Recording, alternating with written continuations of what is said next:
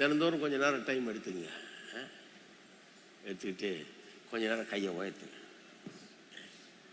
எல்லாம் பார்ப்பாங்க, என்ன அவர் என்னமோ டெய்லி மேலே ஒத்திருக்காரு கையை.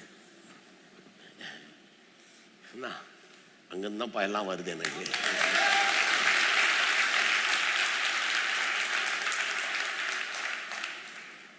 மேலே உயர்த்த நீங்கள் யார்ட்டையும் நீட்ட வேண்டியதில்லை.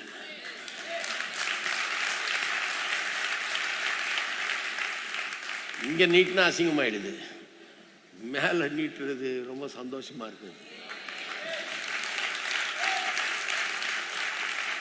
தினந்தோறும் கையை மேலே கொஞ்ச நேரம் தூக்கிடுங்க. கத்திர துதியுங்க, கத்திர ஸ்தோத்திரியுங்க, கத்திரக்கு நன்றி செலுத்துங்க.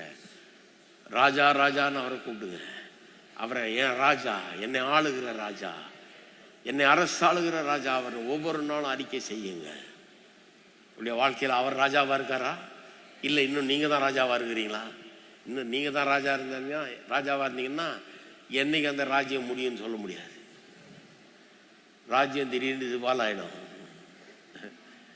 ஆனா அவர் ராஜாவா இருந்தா அதனுடைய லெவலே வேற.